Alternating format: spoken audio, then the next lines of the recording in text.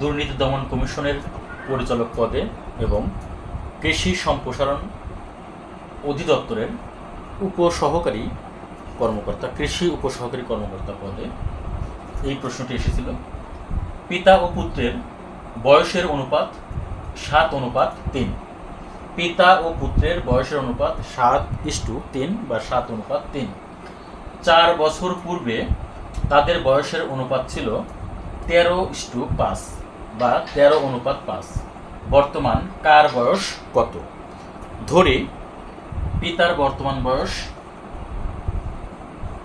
7x বছর আর পুত্রের বর্তমান বয়স 3x বছর। পিতার বর্তমান বয়স 7x বছর, পুত্রের বর্তমান বয়স 3x বছর। তাহলে 4 বছর পূর্বে পিতার বয়স ছিল 7x - 4, আবার 4 বছর পূর্বে পুত্রের বয়স ছিল 3x - 4।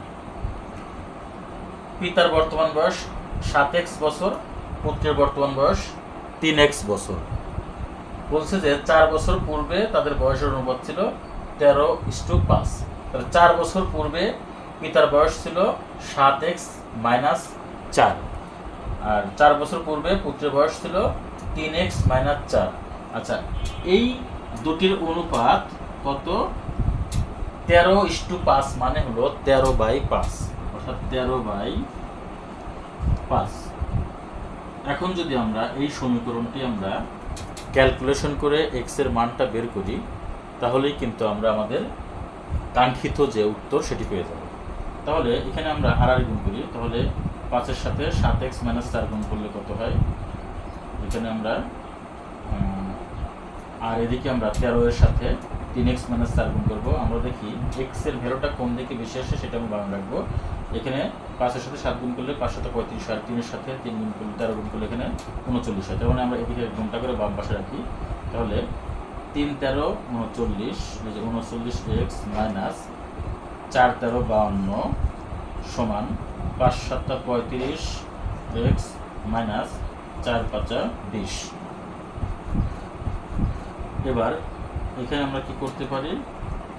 এই 39x মাইনাস এখানে 35x হবে, এখানে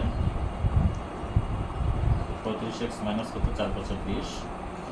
আচ্ছা, 39x মাইনাস 35x সমান এই মাইনাস 52 ডান পাশে গেলে কি হবে? প্লাস 52, আর এখানে কত? মাইনাস কত? 20। তাহলে 39 থেকে আমরা 35 বিয়োগ করলে হয় 4x, এটা সমান কত? 52 থেকে 20 বিয়োগ করলে কত হবে? এখানে 32 হবে। আচ্ছা, তাহলে x সমান কত হবে?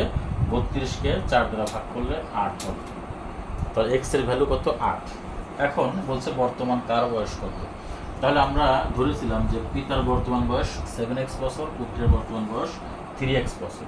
তাহলে আমরা x এর মান যেহেতু 8 পেয়েছি, সেক্ষেত্রে আমাদের পিতার বর্তমান বয়স হবে 7 গুণ 8 মানে হলো 56 বছর, আর পুত্রের বর্তমান বয়স হবে 3 গুণ 8 ইকুয়াল টু কত?